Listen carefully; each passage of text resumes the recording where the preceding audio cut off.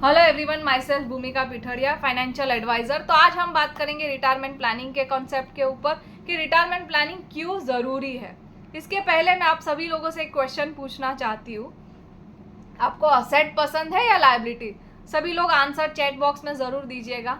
तो ऑलमोस्ट लोगों का आंसर आएगा कि यस, मुझे असेट पसंद है, लायबिलिटी किसी को पसंद नहीं होती है।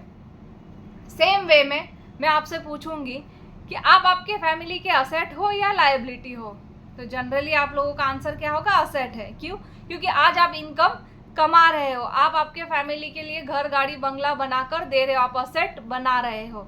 तीसरा क्वेश्चन मैं आपसे पूछूंगी, आप आपके फैमिली के असेट कब तक बने रहोगे? तो कोई बोलेगा लाइफ टाइम। जी नहीं, जिस दिन आपका इनकम बंद, आप आपके फैमिली के क्या बन जाओगे? लायबिलिटी। और लायबिलिटी किसी को पसंद नहीं है। तो सेम वे में एट द एज ऑफ 60 जब आप रिटायर्ड होते हो तो दो चीज़ की सबसे ज़्यादा ज़रूरत होगी। एक है मजबूत रिटायरमेंट फंड और दूसरा है पेंशन। आपको और आपकी वाइफ को जीने के लिए जितना अमाउंट चाहिए उतना अमाउंट ऑफ पेंशन आपके अकाउंट में 1 तारीख को बैंक का शटर खुलेगा और उतना अमाउंट क्रेडिट होना चाहिए। इसके लिए रिटायरमेंट प्लानिंग और पेंशन दोनों ही ज़रूरी है। अब आप कहते हो कि मार्केट में बहुत सारे इंस्ट्रूमेंट है और मैंने अपना रिटायरमेंट प्लानिंग ऑलरेडी करके रखा है, तो मैं जो पॉइंट्स बता रही हूँ क्या उसमें है या नहीं, प्लीज़ ज़रूर आप चेक कीजिएगा।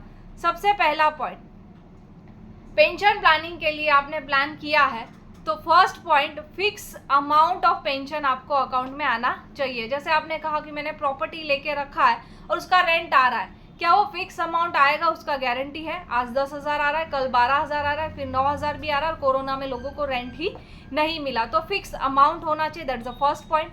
सेकेंड पॉइंट, फिक्स डेट पे आना चाहिए। ऐसा नहीं कि आज 1 तारीख को आ रहा है, कल 5 तारीख को आ रहा है, ऐसा नहीं होना चाहिए। Third point, it can not be given और टेकन अवे। जैसे आपके बेटे को एजुकेशन प्लानिंग करना है, आपने फ्लैट बेचा और आपने एजुकेशन प्लानिंग करके दिया, ऐसा नहीं होना चाहिए। वो आपका मतलब आपका ही होना चाहिए। Fourth point, it does not depreciate. जो वैल्यू ऑफ अमाउंट आपने इन्वेस्ट किया है उसका अमाउंट डेप्रीशिएट नहीं होना चाहिए। पांचवा पॉइंट, नेचुरल कैलामिटीज़ में भी इसको इफेक्ट नहीं होना चाहिए। सुनामी, बॉम्ब ब्लास्ट हो गया तो भी इस पर इफेक्ट पड़ना नहीं चाहिए। The six point, it should be tax free. आपका जो पेंशन आ रहा है उस पर कोई भी तरह का टैक्स लगना नहीं चाहिए। And the last point is, it can not be, इसमें टाइम, मनी और एफर्ट्स नहीं लगना चाहिए कि जो मेंटेन करने के लिए आपको पैसा भी लगाना है, टाइम भी लगाना है और एफर्ट्स भी लगाने। तो ये सातों के सातों पॉइंट सिर्फ और सिर्फ एक इंस्ट्रूमेंट में अवेलेबल है, वो है हमारे LIC के पेंशन प्लानिंग में।